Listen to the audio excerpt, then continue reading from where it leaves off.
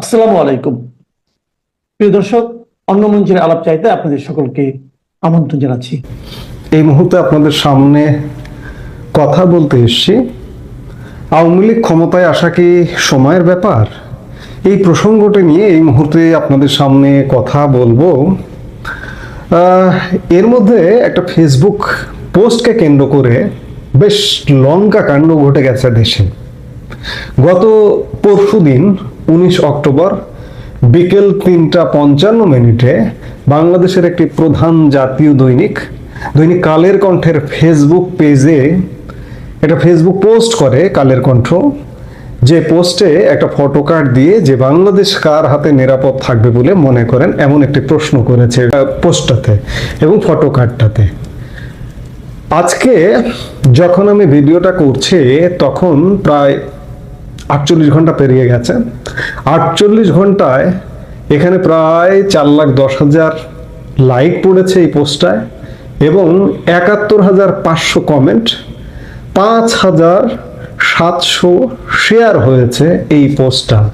এবং এই পোস্টের কমেন্ট অপশনে যদি আপনি যান তাহলে আপনার চক্ষু চড়ক গাছ হবে। আমি একটু দেরিতেই এই বিষয়টা নিয়ে প্রতিক্রিয়া দিলাম যে 48 ঘন্টা পরে অনেকে এটা নিয়ে কথা বলছেন। গত কালকে থেকেই দেখছি মূলত অভাবনীয় ব্যাপার। 71,500 কমেন্ট। আমি উপর থেকে নিচে স্ক্রল করে এখন পর্যন্ত যতগুলো কমেন্ট দেখেছি সব কমেন্ট, 100% কমেন্ট, আমার একটি কমেন্ট নেতিবাচক একটাও পড়েনি। 100% কমেন্ট জননেত্রী শেখ হাসিনা, শেখের বেটি, এমন কমেন্ট উঠছে। তাহলে কি আমরা এই যে বিভিন্ন সময় বিভিন্ন বক্তব্যে বলছি যে আওয়ামী লীগ নজিরবিহীনভাবে পৃথিবীর ইতিহাসে, যে পৃথিবীতে যেটি কখনো ঘটেনি, যে আওয়ামী লীগ সদ্য একটা গণ আন্দোলন, ষড়যন্ত্রমূলক গণ আন্দোলন বা যেটিই বলি না কেন, পতন হয়ে সাথে সাথে ক্ষমতায় আসবে। আমরা যে বলছি এগুলো কেন বলছি? আমরা তো জনগণের মাঝে থাকি, জনগণের সাথে কথা বলি, জনগণের মতামত নেই, তার প্রেক্ষিতে তো এই কথাগুলো বলি। এবং তারই বহিঃপ্রকাশ বাংলাদেশের একটি প্রতিষ্ঠিত এবং অন্যতম প্রধান জাতীয় দৈনিক কালের কণ্ঠের ফেসবুক পোস্ট। এখানে 100% মানুষ বলছেন যে শেখ হাসিনার হাতে বাংলাদেশ নিরাপদ থাকবে। কেন বলছেন? গত 15 মাস যে মানুষগুলা হয়তো ভুল বুঝে ওই যে জুলাই আগস্ট গত বছর কোটার বিরুদ্ধে আন্দোলন, সেই আন্দোলনে ম্যাটিকুলাস রক্তপাত, ম্যাটিকুলাস মানুষ হত্যা করে মানুষের আবেগকে পুঁজি করে যে আন্দোলনটা গড়ে তোলা হয়েছিল, সেই আন্দোলনেও যারা সমর্থন দিয়েছিলেন তারাও তো দেখছে এখন যে বাংলাদেশ আসলে কার হাতে নিরাপদ। আগের 16 বছরে বাংলাদেশের মানুষ ছিল, গত 15 মাসে বাংলাদেশের মানুষ আছে। এই পার্থক্যটা মানুষ অন্ততপক্ষে এখন বুঝে গেছে বা বুঝতে পারছে। আমি গতকালকেও বলেছি, মানুষ দিন রাতের পার্থক্য বুঝছে, মানুষ সাদা কালোর পার্থক্য বুঝছে, যে কোনটা সাদা কোনটা কালো, কোনটা দিন কোনটা রাত। সেই পার্থক্য বোঝা থেকে মানুষের এই অভাবনীয় প্রতিক্রিয়া যে শেখের বেটির হাতে কিংবা শেখ হাসিনার হাতে বাংলাদেশ নিরাপদ, যার বহিঃপ্রকাশ কালের কণ্ঠের ফেসবুক পোস্টে এমনটা এসছে। এটি নিঃসন্দেহে ইতিবাচক দিক আওয়ামী লীগের জন্য। আওয়ামী লীগকে আজকে কার্যত নিষিদ্ধ করে রেখেছে অন্তর্বর্তীকালীন সরকার। আওয়ামী লীগকে যত নিষিদ্ধ করছে, আওয়ামী লীগকে যত নিয়ন্ত্রণ আরোপ করবার চেষ্টা করছে, আওয়ামী লীগ তত যেন জনপ্রিয় হয়ে উঠছে। আওয়ামী লীগ নেতাদের বিচারিক হত্যাকাণ্ড ঘটানোর জন্য ইতিমধ্যে সরকার অনেকগুলো পদক্ষেপ নিয়েছে। আপনারা জানেন যে আন্তর্জাতিক অপরাধ ট্রাইব্যুনালে 45টার মতো মামলা বিচার করছে আওয়ামী লীগের প্রধান কেন্দ্রীয় নেতাদের ফাঁসিতে ঝুলিয়ে দেওয়ার পরিকল্পনা থেকে। আবার গতকালকে আইন মন্ত্রণালয় একটি প্রজ্ঞাপন জারি করেছে যে জুলাই সহিংসতা বা হত্যাকাণ্ডের যত মামলা আছে, মানে জুলাই সহিংসতায় যত মামলা আছে, সেগুলো দ্রুত বিচার ট্রাইব্যুনালে বিচার করা হবে। এর অর্থ আওয়ামী লীগ নেতাদের শুধু কেন্দ্রীয় নেতা না, জেলা পর্যায়ে উপজেলা পর্যায়েও যেসব নেতা কর্মী আছেন, গুরুত্বপূর্ণ নেতাদের একটা হত্যা পরিকল্পনা নিয়েছে সরকার। কিন্তু রাখে আল্লাহ, মারে কে? এই সরকার যতই এই ধরনের পরিকল্পনাগুলো করছে, ততই আওয়ামী লীগ জনপ্রিয়তায় বেরিয়ে আসছে।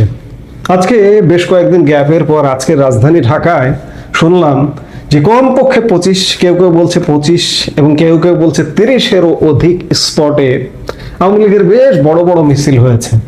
আওয়ামী লীগের মিছিলকে এখন নাকি জনগণ সহযোগিতা করছে, পাড়া মহল্লায় আশ্রয় দিচ্ছে, বাস ভাড়া নিচ্ছে না, এমন কথাও শোনা যাচ্ছে আওয়ামী লীগ কর্মীদের কাছ থেকে। তো কাজেই আওয়ামী লীগ ফেরাটা আসলে সময়ের ব্যাপার। আওয়ামী লীগ ফিরে গেছেই, কারণ গত 15 মাসে মানুষ দেখেছে কাকে? এই যে একটা সরকার, এই সরকারের উপরে কোনো নির্ভরতার জায়গা নেই, এই সরকারটা দেশটাকে বিচকিয়ে দেওয়ার জন্য রেডি। আর এই যে এই মুহূর্তে যে রাজনৈতিক দলগুলো আছে, এই দলগুলোরও দায়িত্বশীলতা বাংলাদেশের মানুষ দেখছে, যার কারণে পার্থক্যটা বুঝে ফেলছে। এটি দরকার ছিল, আজকে এই পার্থক্যটা বোঝাটা খুব দরকার ছিল। এই পার্থক্যটা না বুঝলে আওয়ামী লীগ নিজেও বুঝতো না যে আওয়ামী লীগ যে বাংলাদেশের জন্য অপরিহার্য।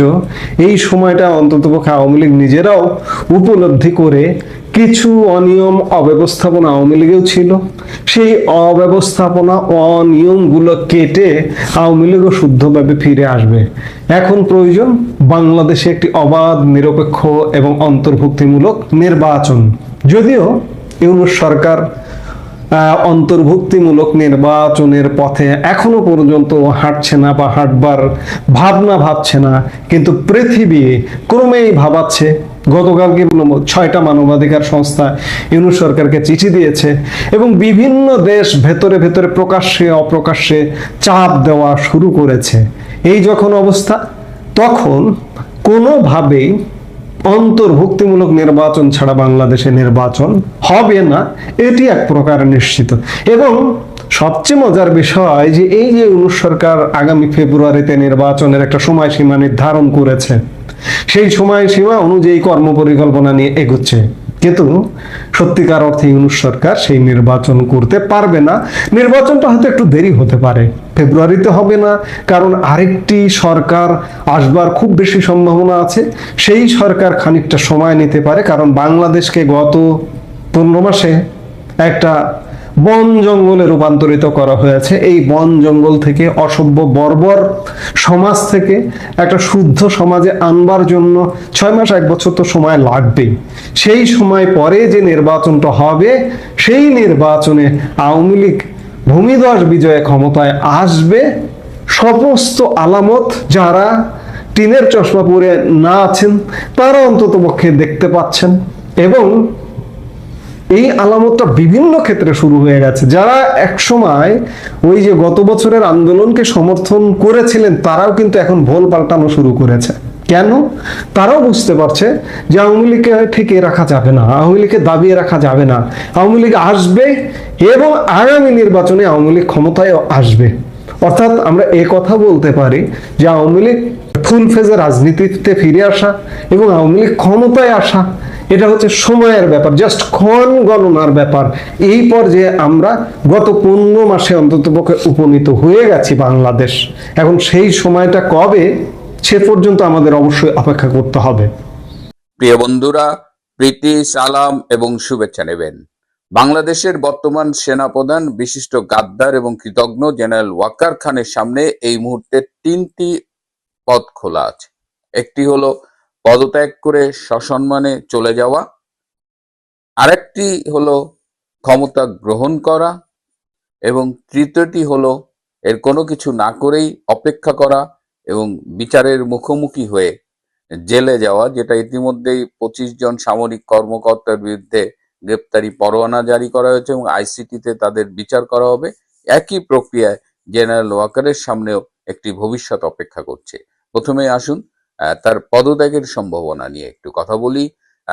বেশ কিছু তার সিনিয়র অফিসার তার সাথে মিটিং করেছে, দেখা করেছে, এবং তারা তাকে এই পরামর্শটি দিয়েছে যে স্যার, আপনি যদি এভাবে না চালাতে পারেন, যেভাবে দেশের সমস্যা হচ্ছে, যেভাবে আর্মি ক্ষতিগ্রস্ত হচ্ছে, আপনার উচিত হবে এই মুহূর্তে পদত্যাগ করে জুনিয়র কাউকে দায়িত্ব দিয়ে, যার পরবর্তী যিনি আছেন তাকে দায়িত্ব দিয়ে চলে যাওয়ার। এই অপশনটির শুনে তিনি কিছু বলেননি, কিন্তু কিন্তু তিনি কিছু হোমওয়ার্ক করেছেন। তিনি বিদেশের দু একটা দেশে তার পরিচিতদের কাছে খোঁজ নিয়েছেন যে সেই দেশে যাওয়ার ব্যাপারে কেমন হবে, সেখানে বাড়ি ভাড়া কিরকম, সেখানে মান্থলি লিভিং এক্সপেন্সেস কিরকম, এই খবরগুলো তিনি নিয়েছেন বলে আমি একটি সূত্র থেকে নিশ্চিত হয়েছি। একটি পশ্চিমা বিশ্বে তিনি 5 বছরের মাল্টিপল এন্ট্রি ভিসাও নিয়ে রেখেছেন সপরিবারে। সুতরাং এটা এটা হবে সবচেয়ে সম্মানজনক পরিণতি এবং প্রস্থান। এর বাইরে দ্বিতীয় যে অপশনটি বলেছিলাম, যে তিনি চাইলে সেনাবাহিনী সামরিক শাসন জারি করে কিংবা আর্মি ব্যাক একটা কেয়ারটেকার গভর্নমেন্ট বা কোনো একটা ফর্মে গভর্নমেন্ট তৈরি করার সুযোগ ছিল। কিন্তু জেনারেল ওয়াকার এখন কি চাইলেও সামরিক শাসন জারি করতে পারবেন কিংবা আর্মি ব্যাক একটি সরকার গঠন করতে পারবেন কিনা? আর্মি ব্যাক সরকার গঠনের বিষয়টি এখানে আরো অনেক স্টেক হোল্ডার্স থাকবে, সেটি হয়তো করতে পারেন, কিন্তু তিনি চাইলেই আর ক্ষমতা গ্রহণ করতে পারবেন না। তিনি একটা সময়, এটা সত্যি কথা যে গত বছরের জুলাই আগস্টের যে সামরিক এবং জঙ্গির সম্মিলিত অভ্যুত্থান, সেখানে তিনি একটা সবচাইতে গুরুত্বপূর্ণ ভূমিকা রেখেছিলেন, এবং তার সমর্থন ছাড়া, তার নেতৃত্বাধীন সেনাবাহিনীর সমর্থন ছাড়া ওই জুলাই আগস্টের জঙ্গি অভ্যুত্থানটি সফল হতো না। যাই হোক, পরবর্তীতে তিনি জাতির সামনে ত্রাণকর্তা হিসেবে উপস্থিত হয়েছেন, বলেছেন দেশবাসীর জানমালের রক্ষার দায়িত্ব তিনি নিলেন, কিন্তু তিনি তেমন কিছুই করেননি। তারপরে তার উপরে একটা আস্থা রেখেছিল দেশের মানুষ এবং বিভিন্ন রাজনৈতিক দল, পক্ষের বিপক্ষের রাজনৈতিক দল। কিন্তু সেই জায়গা থেকে তিনি নিজেকে সরিয়ে নিয়েছেন, পারেননি সেখানে রাখতে। সর্বজন গ্রাহ্য একজন সেনা প্রধানের যে অবস্থান তার ছিল, সেটি এখন নেই। তো যদি আমি উপমা দিয়ে বলি, তাহলে বলা যায় যে একসময় তিনি ড্রাইভিং সিটে ছিলেন ঠিকই, কিন্তু পরবর্তীতে তিনি হেল্পারের জায়গায় চলে আসছেন, এবং যে কোনো সময় তাকে ঘাড় ধাক্কা দিয়ে ওই হেল্পারের ওই বাসের দরজা দিয়ে বাইরে ফেলে দেওয়া হতে পারে। সুতরাং he has lost his position, যে একটা ভালো অবস্থান ছিল সেটা এখন নেই। তৃতীয় অপশন হলো যে যেহেতু সেনাবাহিনীর একবার বিচার শুরু হয়ে গেছে এবং সেটা মিলিটারি আইনে না হয়ে বেসামরিক আদালতে হচ্ছে, বিশেষ করে আইসিটির মতো একটি অবৈধ আদালতে হচ্ছে, যার যার আদৌ আইনি কোনো এখতিয়ারই নাই এই বিচার কার্যক্রম পরিচালনা করার, কিন্তু তারা গায়ের জোরে অবৈধ অধ্যাদেশ জারি করে এই কাজগুলো করছে। তো সেই তালিকা আরো দীর্ঘ হবে বলেই ধারণা করা হচ্ছে, এবং সেই দীর্ঘতর তালিকার এক সময় জেনারেল ওয়াকার খানের নামও থাকবে। সুতরাং এই তিনটা আহ, সম্ভাব্য পরিণতির দিকে আরো কিছু কথা আছে। যে আমি আগেই বলেছিলাম যে জামাত ইসলামের একটি মিটিং এ তাকে মুনাফেক বলা হয়েছিল। আমরা যতদূর জানি, ছাত্র জীবনে তিনি ছাত্র শিবিরের রাজনীতির সাথে সম্পৃক্ত ছিলেন। পরবর্তীতে তিনি জামাত মাইন্ডেড হিসেবেই কিন্তু সেনাবাহিনীতে কাজ করেছেন। তিনি যুদ্ধ অপরাধী গোলাম আজমের পুত্র ব্রিগেডিয়ার আজমির খুব ঘনিষ্ঠ ছিলেন, স্নেহভাজন ছিলেন, এবং তার কথাবার্তা, তার বিরুদ্ধে যত গোয়েন্দা রিপোর্ট শেখ হাসিনার কাছে গিয়েছে, সেখানে অনেক জায়গায় উল্লেখ করা ছিল তিনি জামাতের প্রতি সহানুভূতিশীল। কিন্তু আওয়ামী লীগ সরকার তাকে সেনা প্রধান করবার আগে সেটি আমলে নেননি, কিন্তু পরবর্তীতে গত বছরের 5ই অগস্ট থেকে তিনি একদম ওপেন বারবার প্রমাণ করছেন যে তিনি আসলে জামাতেরই। এমনকি সম্প্রতি যে সেনাবাহিনীর এই যে গ্রেপ্তারি পরোয়ানা জারি করা হলো 25 জনের বিরুদ্ধে, তখনও কিন্তু তিনি মধ্যরাতে জামাতের আমির ডক্টর শফিকুর রহমানের সাথে দেখা করতে গিয়েছিলেন। তো জামাত ইসলামী এখন জেনারেল ওয়াকার খানের ব্যাপারে পুরো দুই ভাগে বিভক্ত। একদল মনে করছেন যে আহ, তার বিচার হওয়া উচিত, সে যা যা করেছে গত বছর জুলাই আগস্টে, তার যে ভূমিকা, পরবর্তীতে যে ভূমিকা, তার কারণে তাকেও আইসিটিতে বিচার করা উচিত। জামাত ইসলামের আরেক অংশ মনে করছেন যে না, তার সহায়তা নিয়েই আমরা এই জুলাই আগস্টের অভ্যুত্থান সফল করেছি, তথা তাদের ভাষায় এটা একটা আন্দোলন সফল হয়েছে। তো সেই জন্য তার বিরুদ্ধে আমাদের এত রূঢ় হওয়া উচিত হবে না। যেহেতু তার সহায়তা নিয়ে আমরা আজকে আন্দোলনে বিজয়ী হয়েছি, আজকের এই অবস্থানটা পেয়েছি, সুতরাং তাকে তার কিছু ভুল ত্রুটি থাকলেও সেটা ক্ষমা করে দেওয়া উচিত। সো জামাত তার ব্যাপারে বিভক্ত হয়ে আছে। তার ব্যাপারে প্রতিবেশী রাষ্ট্র ভীষণ ক্ষুব্ধ। এই যে রিসেন্টলি প্রতিবেশী রাষ্ট্র থেকে যে সামরিক গোয়েন্দা দলটি এসেছিলেন, তারা কিন্তু একদম স্যাটেলাইট ইমেজ সহ নানান আহ, মানে প্রমাণ এভিডেন্স নিয়ে এসেছিলেন। তারা জেনারেল ওয়াকারকে বিভিন্ন জায়গায় নিয়ে গিয়ে দেখিয়ে দিয়েছেন যে বাংলাদেশের 12টি জঙ্গি সংগঠন এবং বিজেপির সহায়তাকারীর ভূমিকায় তারা কিভাবে ভারত বিরোধী বিভিন্ন তৎপরতা করছে, এবং তারা ঠাকুরগাঁয়ে গিয়ে একটি বাংকার দেখিয়ে বলেছেন এই বাংকারটি 2 মাস 13 দিন আগে নির্মাণ করা হয়েছে। মানে এই লেভেলের ইনফরমেশন তারা জেনারেল ওয়াকারকে একটা 58 পৃষ্ঠার রিপোর্টে দিয়ে গেছে, এবং আপনারা ইতিমধ্যে জানেন যে তাকে 7 দিন সময় দেওয়া হয়েছিল। বলেছিল যে 7 দিনের মধ্যে আপনি এই সমস্যাগুলো যদি সমাধান না করতে পারেন সেক্ষেত্রে আমরা পরবর্তী অ্যাকশনে যাব। তো তিনি 7 দিনের জায়গায় 10 দিন সময় চেয়েছেন। এরপরে তার ভারতের সেনা প্রধানের সাথে কথা হয়েছে বলে আমি শুনেছি, এবং সেনা প্রধান তাকে স্মরণ করিয়ে দিয়েছেন এই পুরো বিষয়টা। জেনারেল ওয়াকার আকাঙ্ক্ষা প্রকাশ করেছেন যে তিনি সেনা প্রধান হিসেবে তার যে দায়িত্ব 3 বছরে সেটি পরিপূর্ণভাবে মানে সেই দায়িত্ব পালন করে তিনি অবসরে যেতে চান।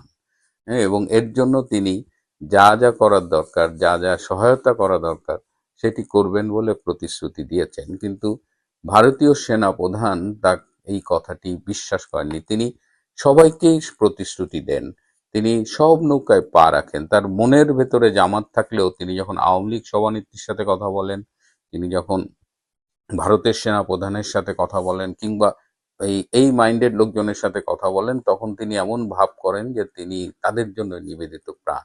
যেটা আমি সেই বলছি যে একজন প্রাক্তন সেনা কর্মকর্তা বলেছিলেন বারবার।